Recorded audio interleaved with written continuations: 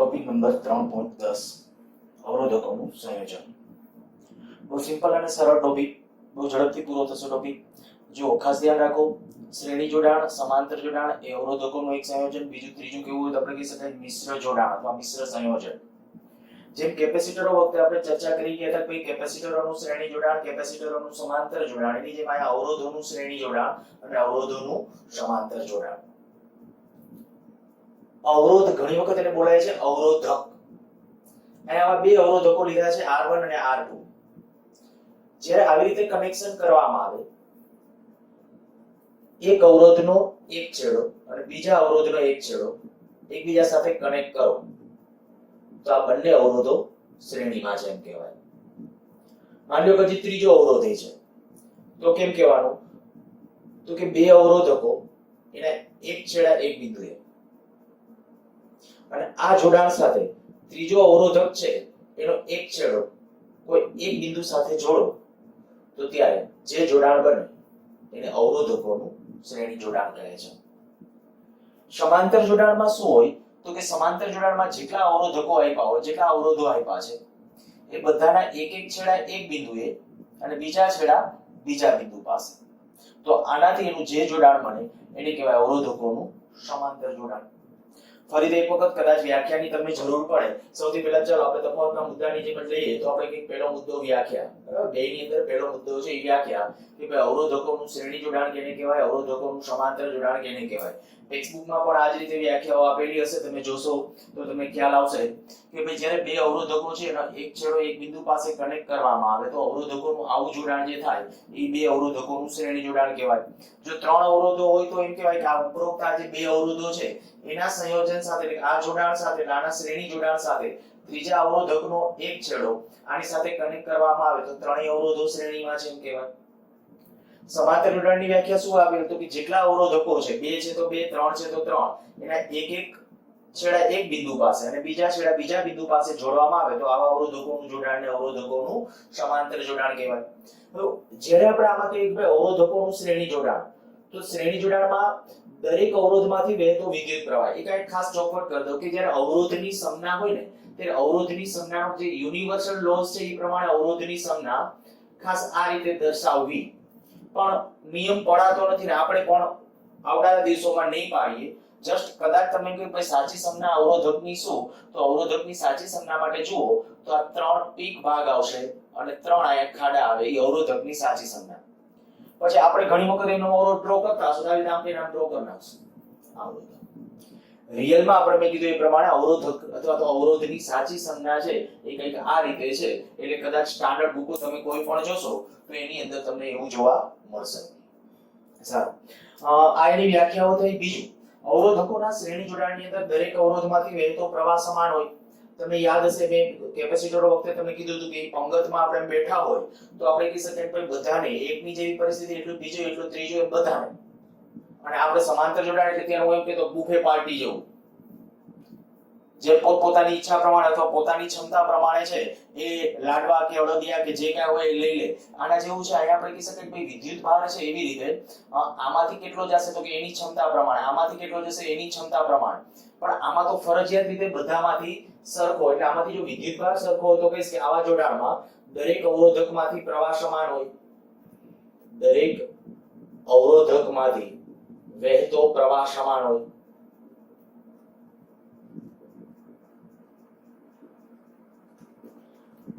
આમાં શું થશે તો દરેક અવરોધના બે છેડા વચ્ચેનો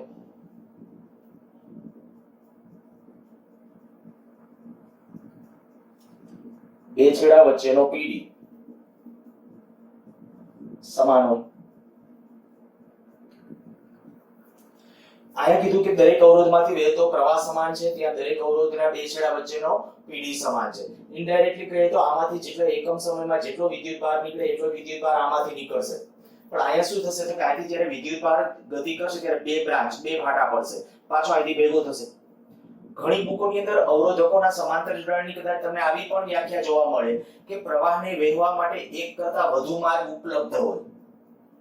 અને આની વ્યાખ્યા પ્રવાહને વહેવા માટે એક જ માર્ગ ઉપલબ્ધ હોય. આમાં તમે જોઈ શકો પ્રવાહને વહેવા માટે એક જ માર્ગ છે.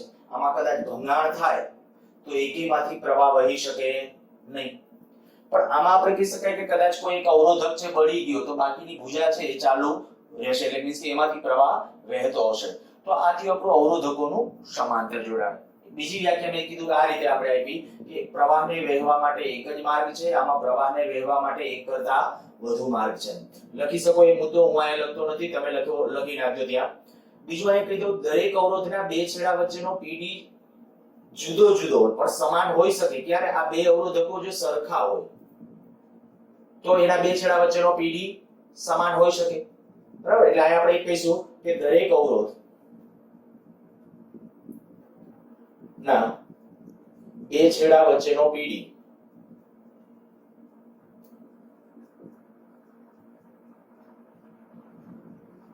જુદો જુદો હોય પરંતુ અવરોધકો સમાન મૂલ્યના હોય.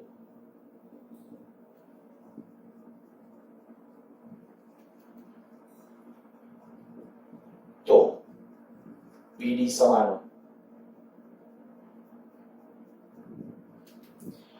દરેક અવરોધના બે છેડા વચ્ચેનો પીડી એટલે આના બે છેડા વચ્ચેનો પીડી, આના બે છેડા વચ્ચેનો પીડી કેવો હોવાનો? અલગ અલગ. બરાબર? ક્યારે? આ અવરોધો જુદા જુદા, પણ જો બે અવરોધો સરખા હોય તો આ જે વોલ્ટેજ હોય વોલ્ટેજના ભાગ પડવાના. માની લ્યો કે અત્યારે આ સામે મુદ્દો હું લખતો નથી, આ મુદ્દો તમારે લખવાનો. શું લખશો? છે માની જેમ કે ભાઈ દરેક અવરોધમાંથી વહેતો પ્રવાહ સમાન હોતો નથી, એટલે કે જુદો જુદો હોય છે.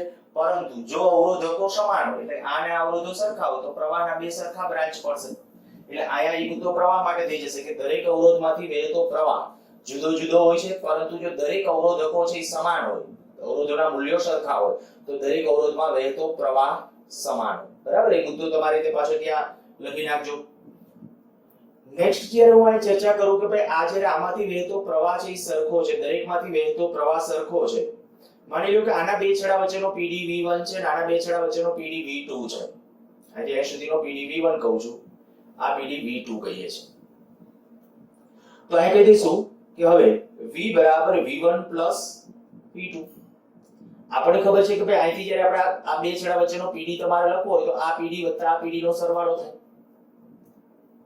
હવે જો V બરાબર V1 V2 હોય તો આની અંદર ઓહમના નિયમ પ્રમાણે V1 એટલે આના બે છેડા વચ્ચેનો પીડી, તો જો આના બે છેડા વચ્ચેનો પીડી લખવો હોય તો V1 બરાબર IR1, જે I એટલે એમાંથી વહેતો પ્રવાહ, ઓહમનો નિયમ લખ્યો છે. એ જ રીતે V2 બરાબર લખીએ તો IR2, આમાંથી વહેતો પ્રવાહ, તો કે શ્રેણીમાં પ્રવાહ તો સરખો જ હોય તો IR2. હવે એ કિંમતો જો આયા મૂકીએ તો આવું થઈ ગયું IR1 IR2 અને આ V જો I ને આ બાજુ લઈએ તો V I બરાબર R1 R2. આ કીધું સમીકરણ નંબર 1. જો આનો સમતુલ્ય અવરોધ ધારી લઈએ, જો સમતુલ્ય અવરોધ R હોય, તમને ત્યાં મેં સમજાવ્યું હતું સમતુલ્ય કેપેસિટન્સ, તો એની જેમ આ સમતુલ્ય અવરોધ, સમતુલ્ય અવરોધનો અર્થ શું થાય એ તમને યાદ છે કે આ ઉપરોક્ત જેટલા અવરોધકો છે એ બધાને કાઢીને એક અવરોધ આપણે એવો મૂકીએ કે જેથી કરીને પ્રવાહનું મૂલ્ય એટલું જ રહે, જે બેમાંથી હતું ત્યારે જેટલો પ્રવાહ હતો એટલો જ પ્રવાહ. કયા વોલ્ટેજ માટે? તો આ V વોલ્ટેજ માટે, એટલે કે વોલ્ટેજ તો આટલો જ V1 V2 જેટલો વોલ્ટેજ. તો બીજા અર્થમાં માની લો કે V વોલ્ટની બેટરી જોડી દીધી હોય તો આ બે અવરોધકોને જ્યારે V વોલ્ટની બેટરી સાથે જોડો ત્યારે જે પ્રવાહ વહે છે એટલો જ પ્રવાહ જ્યારે એક R મૂલ્યનો એક અવરોધ હોય ત્યારે જો પ્રવાહ એટલો જ હોય તો એને આપણે કહી શકાય એનો સમતુલ્ય અવરોધ.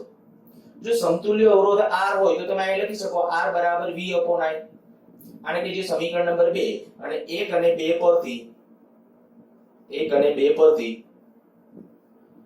R બરાબર R1 R2.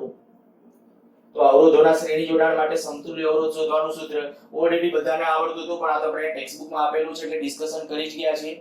અચ્છા, હવે ત્રણ અવરોધ માટે પૂછી શકે તમને, ટેક્સ્ટ બુકમાં આપ્યું છે ત્રણ અવરોધો માટે, તો કોઈ નવી વાર્તા કરવાની નથી. સીધું આને આ ત્રણ અવરોધકો માટે હોય તો પહેલા વ્યાખ્યા આપી શકો, ન પૂછી હોય તો વ્યાખ્યા ન લખો તો પણ ચાલે. પછી આ મુદ્દા લખાય કે ભાઈ દરેક અવરોધમાંથી વહેતો અહીં પ્રવાહનું મૂલ્ય સરખું હશે, દરેક અવરોધના બે છેડા વચ્ચેનો પીડી જુદો જુદો, કારણ કે ત્યારે અવરોધો તમે જુદા ધાર્યા હશે R1 R2 R3.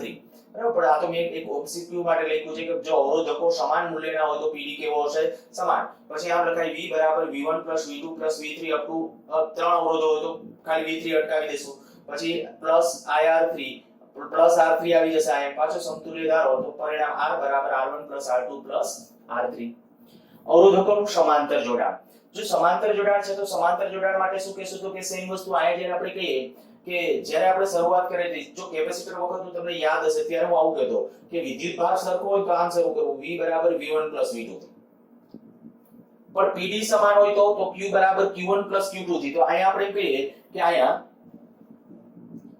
I બરાબર I1 I2 ટોટલ જે પ્રવાહ છે અહીંથી જે ટોટલ પ્રવાહ આવે છે એ I1 અને I2 ના સરવાળા જેટલો દેખીતું ડાયરેક્ટલી છે પણ સમાંતર જોડાણમાં તમારે આ રીતે શરૂઆત કરાય હવે આપણને ખબર છે કે ભાઈ પરંતુ I1 એટલે કે આમાંથી વહેતો પ્રવાહ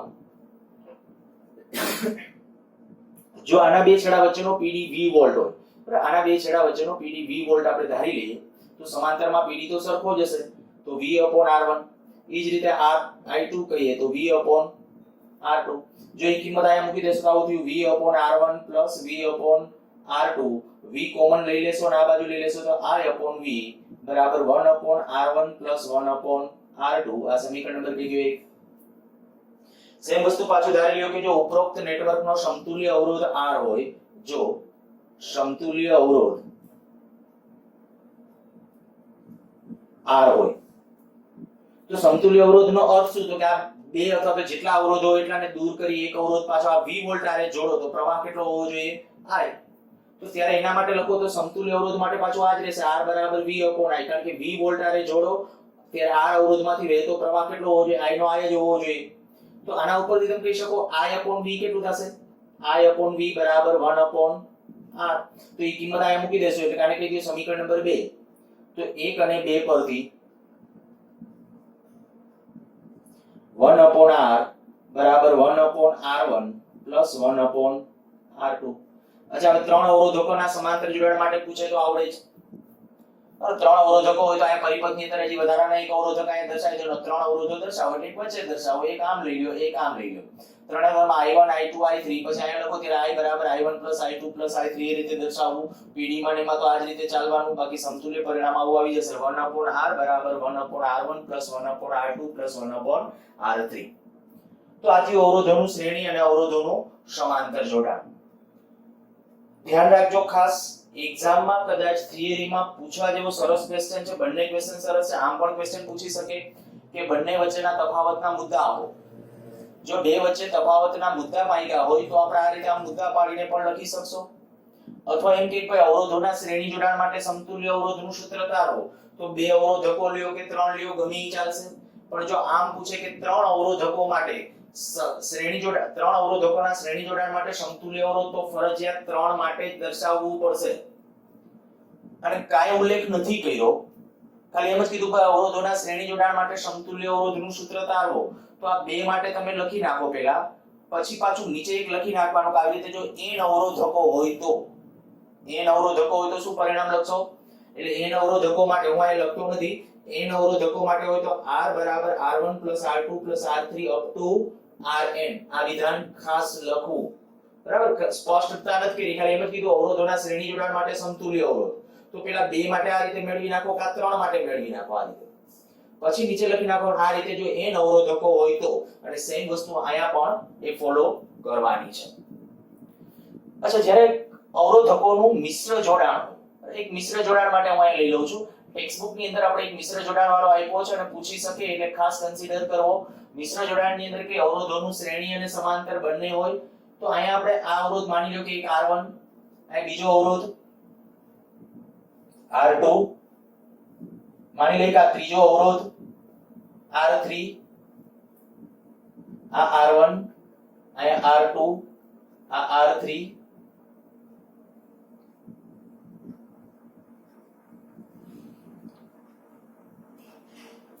આ જુદા જુદા બિંદુઓ આપણે નામ આપો તો અહીંયા કીધું કે આ બિંદુ A અહીંયા બિંદુ B અહીંયા C હું અત્યારે આપણી અનુકૂળતા પ્રમાણે નામ આપું છું તમારે તમારી અનુકૂળતા પ્રમાણે ત્યાં નામ આપી શકો છો અચ્છા A B C આમ લઈએ ચાલો અહીંયા D કહી દઉં છું અને અહીંયા C નામ આપું છું જો આપણે A અને C વચ્ચે સમતુલ્ય અવરોધ નક્કી કરવો છે સૌથી પહેલા હું કીધું કે આને ક્યાંક બેટરી સાથે જોડ્યો હશે ત્યારે માની લ્યો કે આમાંથી વહેતો પ્રવાહ I છે આ I માંથી I1 પ્રવાહ કંઈક આ બાજુ જતો હશે કંઈક પ્રવાહ આ બાજુ જતો હશે I2 અને ત્યાંથી પાછો બંને પ્રવાહ ભેગા થાય અને પાછો હતો એ પ્રવાહ I, તો I પ્રવાહનું નિર્માણ થતું હશે. હવે આ જે પરિપથ છે તો આને આપણે આમ કાયદેસર આ તો સીધા સૂત્રનો ઉપયોગ કરીને જ આપણે મેળવશું. આ મિશ્ર જોડાણ આપે તમે એમ કે આવું કોઈ પણ પરિપથ આપે તો એવા પરિપથ માટે આપણે કે સમતુલ્ય અવરોધ મેળવવો છે. પહેલા શું કરાય તમને ખ્યાલ જ છે, કેપેસિટર વખતે ઓલરેડી આપણે કરી ગયા હતા. તો આપણે કહીએ કે ભાઈ આ B અને C બિંદુ વચ્ચે પહેલા સમતુલ્ય અવરોધ મેળવી નાખો. જો B અને C બિંદુ વચ્ચે સમતુલ્ય અવરોધ એટલે પહેલું વિધાન અહીં આપણે લખવાનું કે જો B અને C વચ્ચે સમતુલ્ય અવરોધ R equivalent BC હોય. BC લખું છું, B અને C વચ્ચે R equivalent BC. પછી તમારે 1 2 3 એવું નામ આપવું તો એવું આપી શકો. ટેક્સ્ટ બુકમાં એવું નામ આપ્યું છે, મેં અત્યારે BC લીધું છે. જો B અને C વચ્ચે સમતુલ્ય અવરોધ આ હોય તો R equivalent BC એટલે કે B અને C વચ્ચેનો સમતુલ્ય અવરોધ. તો આ બે સમાંતર જોડાણમાં છે અને સમાંતર જોડાણમાં હોય તો કદાચ તમને ડાયરેક્ટલી ખ્યાલ છે કે ઉપર બેનો ગુણાકાર નીચે બેનો સરવાળો. તો આ રીતે આમ લખી શકો R2 R3. તો આ બેનું સમતુલ્ય હતું.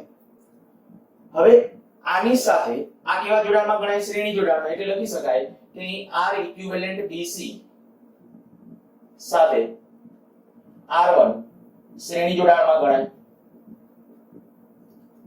શ્રેણી જોડાણમાં છે માટે R equivalent કેના બે બિંદુ વચ્ચે A અને C વચ્ચે. હવે A અને C વચ્ચે તો એ કેટલું થશે? તો કે R1 R equivalent BC. શું કહ્યું છે ખ્યાલ આવી જવો જોઈએ. R equivalent AC એટલે કે A અને C વચ્ચેનો ઇક્વિવેલન્ટ અવરોધ એટલે R1 RBC એ બેનો સરવાળો શ્રેણી જોડાણ છે. તો R1 તરીકે એમનામ જ પ્લસ R equivalent BC એટલે શું લખી શકશો? R2 R3 upon R2 plus R3. હવે આનો ગુણાકાર કરીને છે તમે આ પરિણામને એમ રાખી દઈ શકો તો R1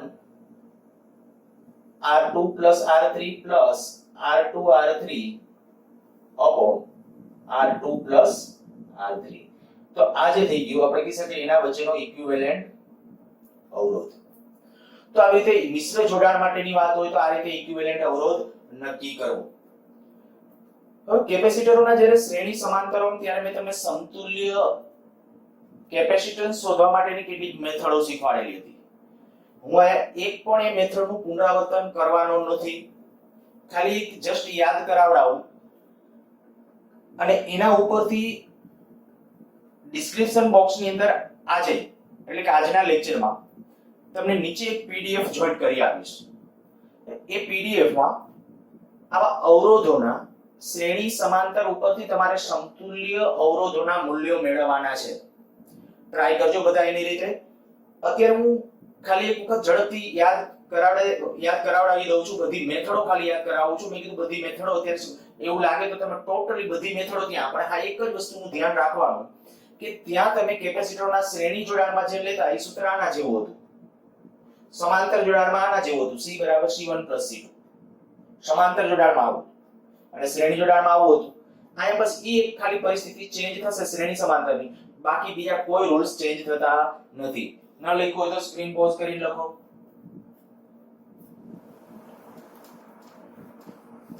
જો સૌથી પહેલું તમને આવું કીધું હતું કે પ્રવાહ વિભાજનનો રૂલ એપ્લાય કરો એટલે કોઈ પણ આયાતી અવરોધો છે એવું માની લઈએ તો કદાચ દાખલા તરીકે આ એક અવરોધ, આ બીજો અવરોધ, આ ત્રીજો અવરોધ અને તમને એમ કે ભાઈ આ બે બિંદુ વચ્ચે સમતુલ્ય મેળવો.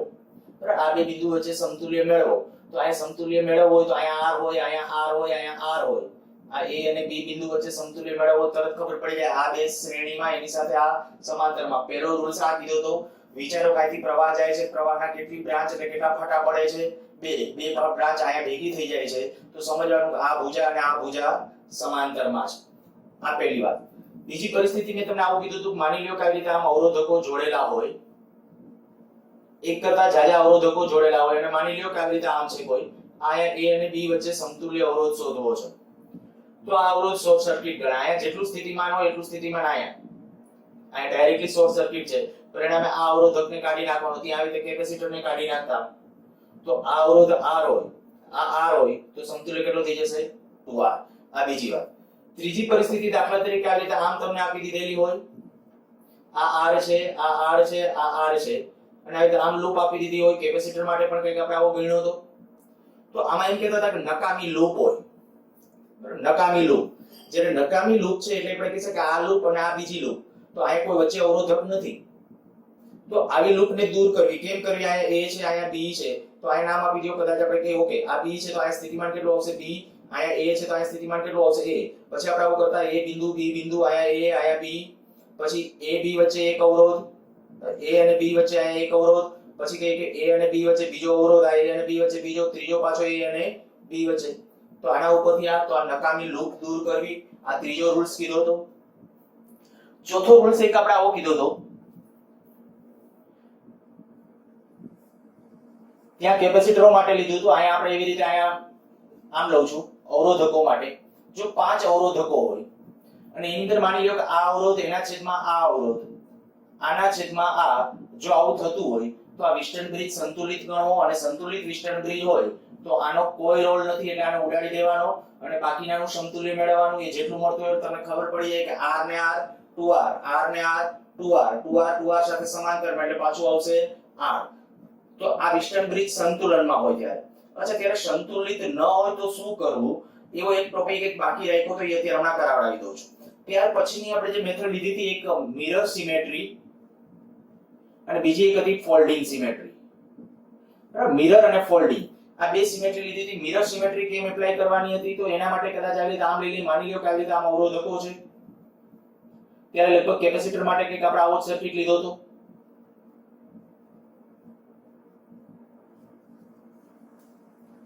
આ બધા R અવરોધકો છે માની લ્યો.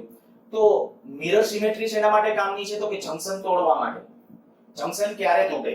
તો કે જો એક તો પહેલા નક્કી કરો બેકી સંખ્યાના વાહકો બે કરતા વધુ ભેગા થાય છે, 4 6 8 એવી રીતે આયા ભેગા થાય છે, તો કદાચ આ જંકશન તૂટી શકે. ક્યારે તૂટે? કેમ તોડવાનું? તો કે જોઈ લેવાનું ભાઈ આ જે A અને B બિંદુ વચ્ચે જો તમારે સમતુલ્ય મેળવવું છે, A અને B વચ્ચે સમતુલ્ય, તો એને જોડતી રેખાને લંબ આ મિરર મૂકેલો છે એવું ઇમેજિનેશન કરો. અને જો તમને આનું પ્રતિબિંબ આ બાજુ દેખાતું હોય તો તમને આવું કહેતો કે આ જંકશન તોડો, આ જંકશન તોડો. જો યાદ ન આવે આ વ્યવસ્થિત તો પાછો એક વખત ત્યાં જોજો. મેં કીધું આ તો ખાલી તમને જસ્ટ એક વખત ઝડપથી યાદ કરાવડી દઉં છું, જેથી કરીને કદાચ આખો ઓલો લેક્ચર તમારે રિપીટ ન કરવો પડે અને તમે નોટ્સ વ્યવસ્થિત ઉતારી હશે તો નોટ્સમાંથી જોઈ શકશો. પછી આપણી વાત હતી ફોલ્ડિંગ સિમેટ્રી. તો ફોલ્ડિંગમાં આપણે કહેતા હતા કે કોઈ પણ પરિપથ છે એને ફોલ્ડ કરતા શીખો. ફોલ્ડ કેવી રીતે કરવાનો? તો માની લ્યો કે આપણે આવી રીતે આમ કોઈ અવરોધકો આપ્યા છે આડા આવડા, અહીંયા અવરોધ છે, અહીંયા છે, અહીંયા છે, આ બધી જગ્યાએ અવરોધો છે.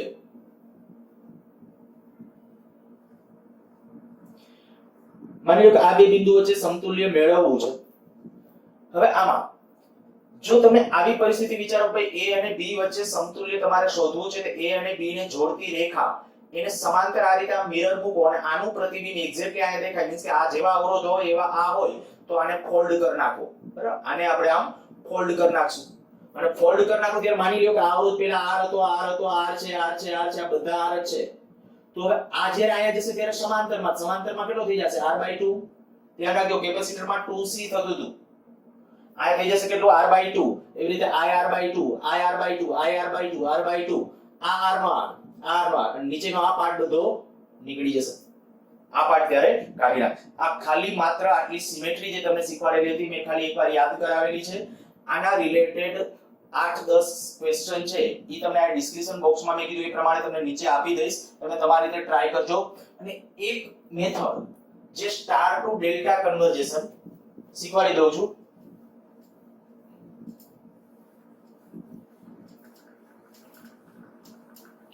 ડેલ્ટા ટુ સ્ટાર કે સ્ટાર ટુ ડેલ્ટા?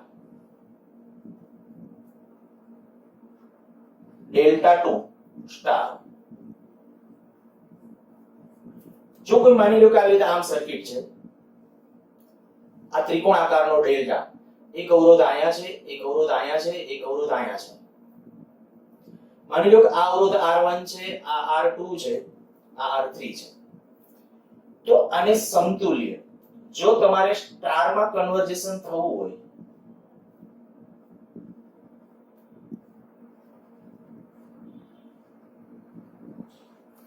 અહીંયા દાખલા તરીકે હું નામ આપી દઉં છું, આ A, આ B, આ C. શું કરવાનું એકદમ સરળ આને જો કે સાબિતીના સૂત્રો અત્યારે આપણે પ્રૂવ કરવાને જવું પણ સીધું સરળ છે અને ક્યારેક કામ આવી જઈ શકે એવા હેતુથી જ આપણે ટોપિક લઈએ છીએ માની લો કે આ અવરોધને હું નામ આપી દઉં છું r1 ડેશ આને કહું છું r2 ડેશ આને કહું છું r3 ડેશ જો આવો કોઈ સર્કિટ હોય ડેલ્ટા જે બનતો હોય ત્રિકોણાકાર ડેલ્ટા એટલે જ કહેવાય છે ડેલ્ટા ડેલ્ટા ટુ સ્ટાર આ સ્ટાર જેવું છે એક્ઝેક્ટ સ્ટાર નહીં પણ આપણે આને કે સ્ટાર ની જેમ ત્રિકોણાકાર જે પાર્ટ હતો એમાંથી કંઈક આવું રૂપાંતરણ કર્યું એટલે મેથડને નામ આપેલું છે ડેલ્ટા ટુ સ્ટાર કન્વર્ઝેશન તો શું કરવાનું તો કે જો આ જે તમે ડેલ્ટા માંથી સ્ટાર માં જાવ છો તો પહેલા એક વખત આવું ઇમેજિનેશન કરો કે માની લો કે ઈ તમારો સ્ટાર છે તમે અહીંયા મૂકેલો છે હવે તમે આ અવરોધ લખતા હોય એટલે કે r1 ડેશ જો r1 ડેશ લખો છો તો r1 ડેશ કેટલો તો કે r1 ડેશ એટલે અહીંયા છે તો એ કે બે અવરોધોની વચ્ચે છે r1 અને r2 તો અહીંયા લખવાનું r1 r2 upon r1 r2 r3 એટલે એવી રીતે r2 ડેશ એટલે અહીંયા છે બરાબર અહીંયા છે r2 ડેશ તો એ કેની બેની વચ્ચે છે r2 અને r3 ની વચ્ચે તો r2 ડેશ બરાબર r2 r3 upon r1 r2 r3 એવી રીતે આ જે છે r3 ડેશ તો r3 ડેશ એટલે શું થશે તો કે r1 r3 upon r1 r2 r3 આ જે કન્વર્જેશન થયું ને એને કહેવાય ડેલ્ટા ટુ સ્ટાર જો સ્ટાર ટુ ડેલ્ટા માં જવું હોય સ્ટાર ટુ ડેલ્ટા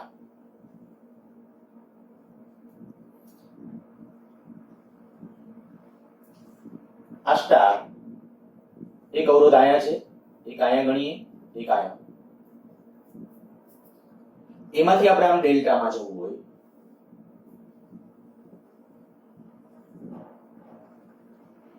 આયા પાછા નામ આપી દો આ a આ b આ c આયા નામ આપી દઈએ છીએ a b c જે બિંદુ છે એ એઝ ઇટ ઇઝ જો આ અવરોધક આપણે કહીએ કે r1 છે આ r2 છે આ r3 છે આને હું નામ આપું છું r1 dash r2 dash r3 dash તો આવો કોઈ સર્કિટ હોય સ્ટાર વાળો એને તમારે ડેલ્ટા માં લઈ જવો હોય તો પાછો અહીંયા તમે આવું ઇમેજિનેશન કરો કે ભાઈ અહીંયા આ ડેલ્ટા મૂકેલો હોય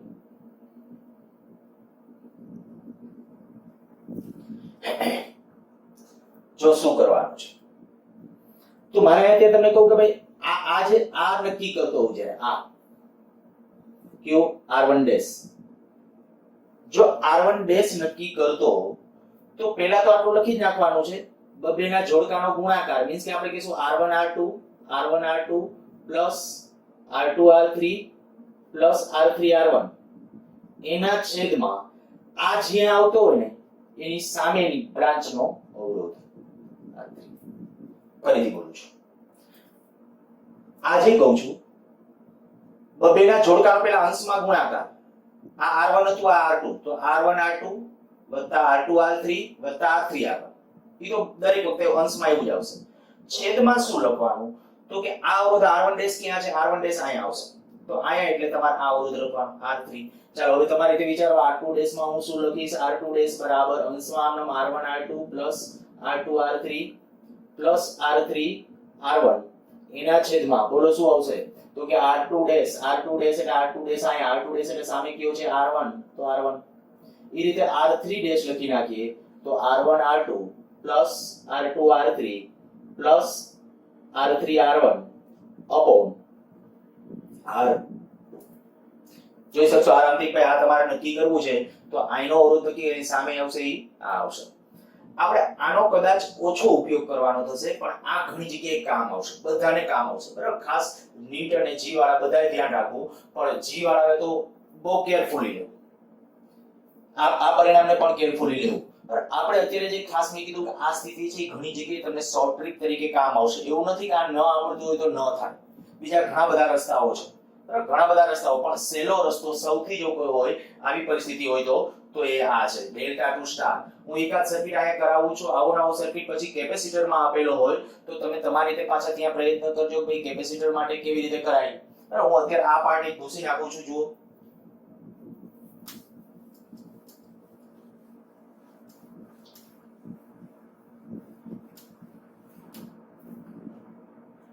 માની લો કે કંઈક આવી રીતે આમ અવરોધો આપ્યા છે,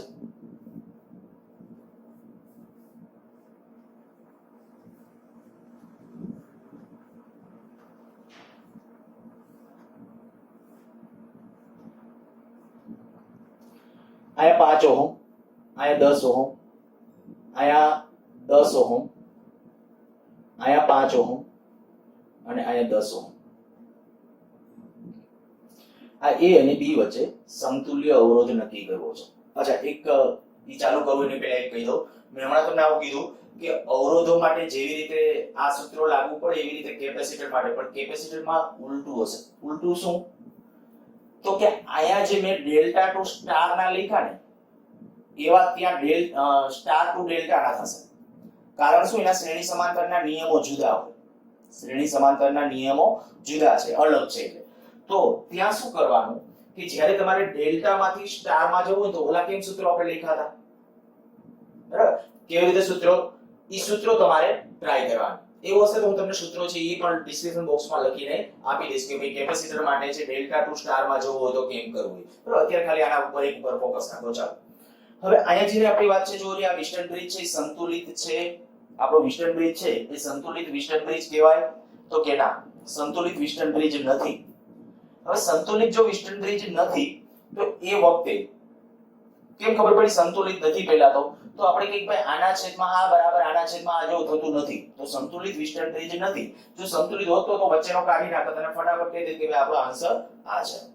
અચ્છા, અત્યારે હવે શું કરવું? તો કે જો આ ત્રણ અવરોધકો છે ને એની મદદથી મને આવું કંઈક ડેલ્ટા બનાવી શકાય એવું લાગે છે. હું અત્યારે ડ્રો કરું છું, એનો ડેલ્ટા નો ડ્રો કરો તો ડાયરેક્ટલી તમને ખ્યાલ આવી જાવ, કારણ કે આ તો એક જ જંકશન કહેવાય, આ તો એક જ બિંદુ છે. એક આ તો આ ત્રણ બિંદુ આપણા એની વચ્ચે ત્રણ અવરોધો આવ્યા. ઈ ન લ્યો ને આ બાજુ નો લ્યો તોય ચાલે. એકી સાથે બે માં ન લેવા. આની સાથે લ્યો ત્યારે આની સાથે લેવો એમ નહીં. પહેલા આનું કન્વર્ઝન કરીને પછી આનું કરો તો ઓકે. જો હું શું કરું છું, પહેલા ખાલી એક વખત, પછી તમારે ડ્રો કરવાની જરૂર નથી. આનો સમતુલ્ય પરિપથ એટલે સમતુલ્ય એટલે હું આમ ડ્રો કરું છું. આ બેને એમનો એઝ ઇટ ઇઝ રાખું છું, કોઈ ચેન્જ નહીં. આ 5 ઓહમ, આ 10 ઓહમ. પછી જે છે આનો એ ડેલ્ટા એકવાર બનાવી નાખીએ છીએ. તમને ખબર પડી જતી હોય તો આવો પરિપથ ડ્રો કરવાની કોઈ જરૂરિયાત નથી. આ 5, 10, અહીંયા 10, આ 10, આ બધા ઓહમ માં સમજવા. આ ગોટાળો ન થાય એટલે બધું લખતો નથી. આ A અને B. અચ્છા, હવે જોવો જોઈએ મેં કઈ નથી કર્યું, ખાલી આ બે જંકશન હતા, આ બે બિંદુ જે હતા ને ખાલી ભેગા કર્યા છે. હવે જોજો આ તમને ડેલ્ટા દેખાય છે? જો દેખાય છે તો હવે હું શું કરું કે ભાઈ આ જે ત્રણે ત્રણ આ જે જંકશન છે ને એને જોડીને અહીંયા સ્ટાર બનાવી નાખો વચ્ચે. આ સ્ટાર. હવે આ કાઢી અને નવો સર્કિટ ડ્રો કરી નાખો. જો નવો સર્કિટ ડ્રો કરું છું એની અંદર આ 5,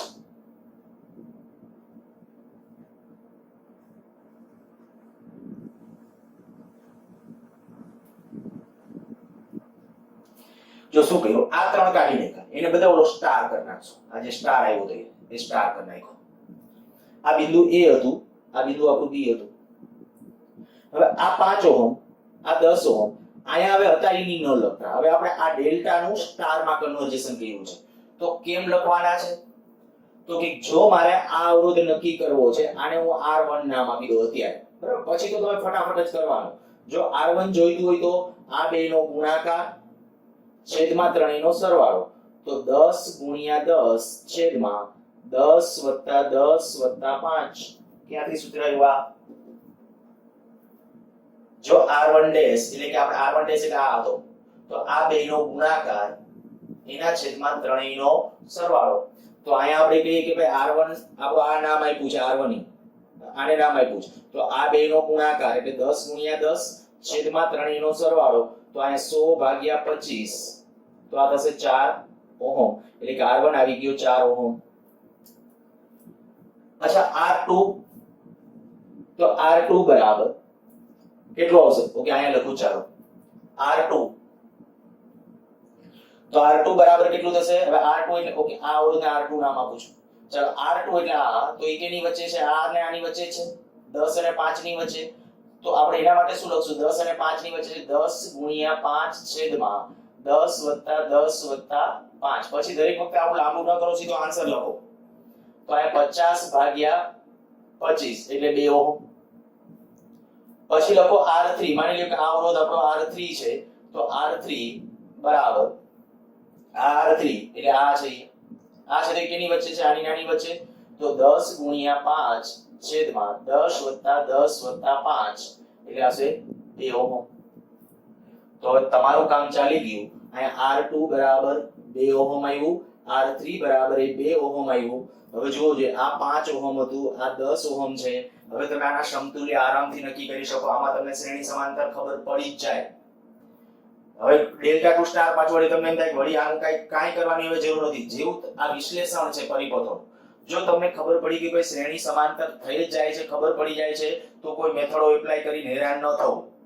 તો અહીંયા આપણે આ બે કેવા જોડાણમાં શ્રેણીમાં, આ બે કેવા જોડાણમાં શ્રેણીમાં, આ કેટલું 5 ને 4 9. જો આનો સમતુલ્ય હવે હું ડ્રો કરીશ તો અહીંયા થઈ જશે 9 ઓહમ અને અહીંયા થઈ જશે 12 ઓહમ. અહીંયા 9 ઓહમ, અહીંયા 12 ઓહમ અને એની સાથે પછી અહીંયા જે વધશે એ 2 ઓહમ. આ A અને B વચ્ચે.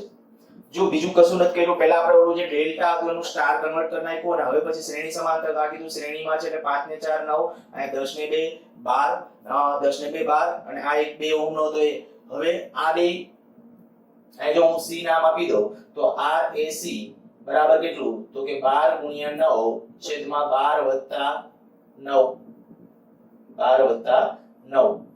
આ RAC થયું બરાબર. તો 12 ગુણ્યા 9, 12 ને 9 કેટલા થશે? 21. તો 7 3 21 અને 6 9 6 54 ના છેદમાં 7. જોજો છતાં કેલ્ક્યુલેશન ચેક કરી લેજો અને કાઈ ભૂલ હોય તો તમારી રીતે કરેક્ટ કરી નાખજો. આ જે 54 ના છેદમાં 7 ઓહમ આના બે વચ્ચેનો એની સાથે જે 2 ઓહમ કેવા જોડાણમાં? શ્રેણી જોડાણમાં.